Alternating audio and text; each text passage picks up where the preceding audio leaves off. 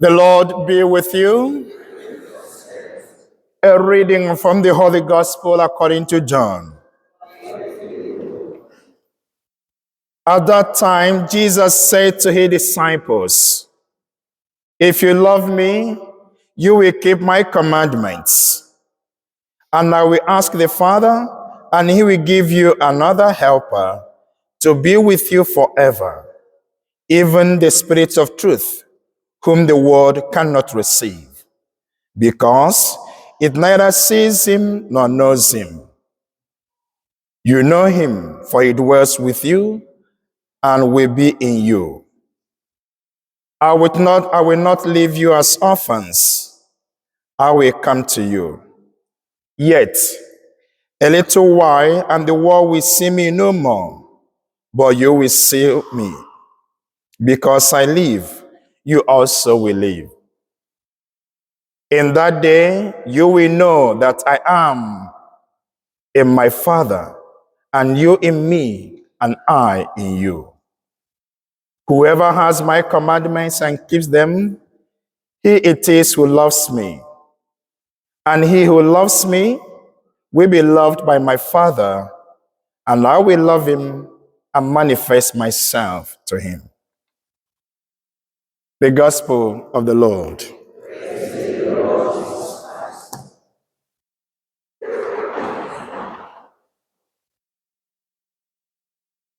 Always being prepared to make a defense to anyone who asks you for a reason for the hope that is in you.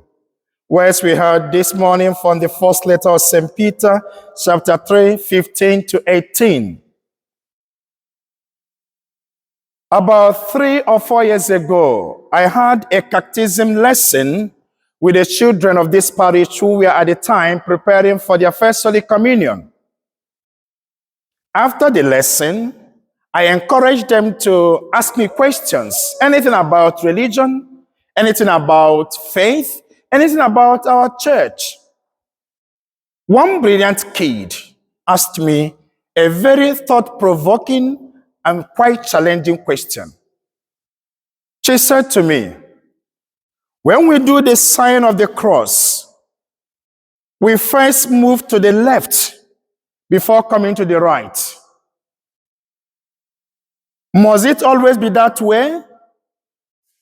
Can't we move to the right first and then come to the left?" For a few seconds, I was thrown off. I was confused. Because all my life, I have always done it this way, the left and the right. And I have never for one day wondered why it must be the left before the right. And in all my years of training and studies, I can't remember any professor coming to our class to tell us the reason why we must first of all go to the left before coming to the right. And here I am being questioned by a 7-8-year-old child. So I had to answer her, and I did also explain to her that it was not just a simple religious habit, that there is a reason behind it. That is why it has to be for the Latin Church left before the right. And she was happy. Now, if you want to know what I explained to her, you need to come to me for a personal lesson, and then you got to pay me. In the second reading of today, St. Peter challenged all of us that we must always be ready to defend the hope we have. That we must always be ready to give reasons, explanations to people for what we believe in. That we must always be able to tell why we do certain things we do within the context of our religion or within the context of our worship. For example, if I ask you the church, or if someone asks you tomorrow, why must your priests kiss the altar before they begin the mass? Because it is a must. And also, why do you guys sign yourselves on the forehead, on the lips, and on the chest before the gospel is read? And why must it be the priest the only person to kiss the book after reading the gospel. Because two people read before him. Why didn't they kiss the book? Why must he be the only one to kiss the book? These days, people ask a lot of questions. They need also explanations. They sometimes question the answers you provide because they want to know more. Our kids also tend to value these days questioning, logic, critical thinking, evidence, something that can be scientifically or empirically demonstrated or proven. For some people, what you cannot explain, what you cannot demonstrate is not worthy of being believed. And where sometimes they forget that not everything must be subjected to mere explanation, especially things concerning faith. But we must also be able to understand the things we do, the things we believe in. Sometimes people ask questions out of curiosity because they sincerely want to know. Sometimes people ask questions to deepen the knowledge of what they have already or to seek clarification over doubts. Also, sometimes people ask questions because they just want to engage in arguments to showcase their intellectual capacity or perhaps to cajole or ridicule what you believe. No matter the reason behind their asking, St. Peter says to us today, we must always be ready to defend the hope we have, to give reasons why we believe in what we believe. But sometimes we find ourselves struggling to defend, even to talk about our faith. Why? Because number one, because of fear. Fear of being misunderstood, fear of being laughed at, fear of making mistakes, fear of being mocked, especially within the context of secular environments.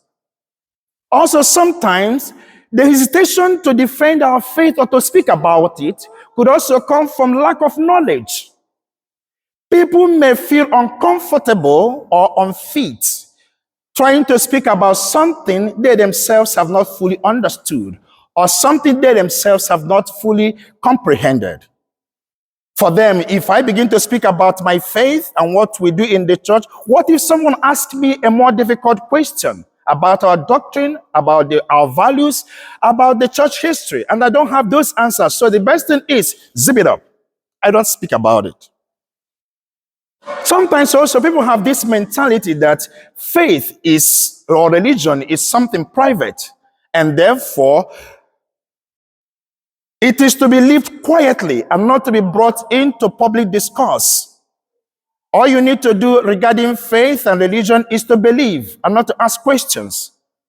But they forget that even the disciples of Jesus Christ were asking him questions upon questions because they wanted to know and to believe more. Dear friends, when the Christians at the time of St. Peter were forced by the public authority at the time to recount their faith and to stop the public expression of their belief, Peter had to write them, to encourage them, to be always ready to defend their faith and their hope against threats of torture or imprisonment. Today, in our own environment, our UK society, Christians are not facing any known persecution.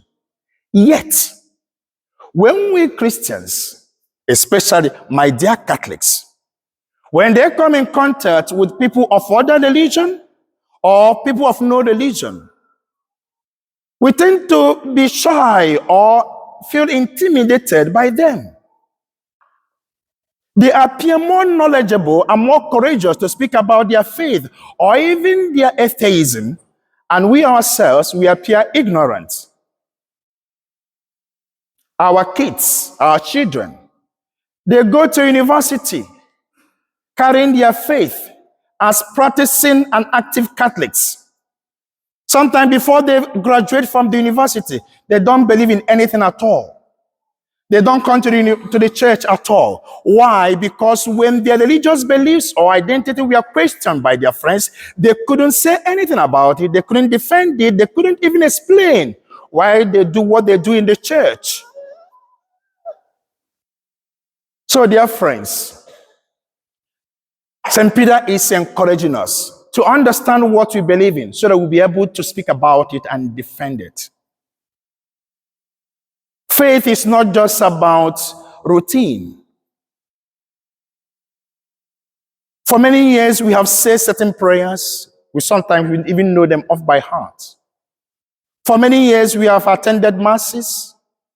For many years, we have formed and followed some certain religious practices which have become part of our lifestyle and habits. But do we truly understand the reason behind them? Do we clearly understand what we do and why we do them? A friend told me that she loves Catholic Church and she will always want to come to Catholic Church. But she doesn't understand why they will always stand and sit, and kneel and stand and stand. That is so confusing. Why can't they just sit still and they do their worship? But they will stand up and sit down, kneel down and stand up again. All these things, they are confusing. Why do you guys do that? If someone asks you the same question, what will you say? Because these are not just mere exercise or exercises. Very soon, I will go up there to begin the consecration. The wine which will be turned into the blood of Christ. It is mandatory that I must put small water into that wine before the consecration. If I don't do that, that sacrifice is invalid. Why must I do it? Why must I put water into that wine before it is consecrated? Dear friends, faith is not just about habits. It's not just about identity. It is about conviction. It's about understanding. It is about encounter. It is about witnessing. So therefore, I invite you to begin to understand why we do the things we do, so we'll be able to talk about it, we'll be able to defend it, we'll be able also to explain to others, just as St. Peter enjoins us, the reason for the hope we have, the reason for the faith we profess, for the reason, the habits, the religious practices we have formed over time.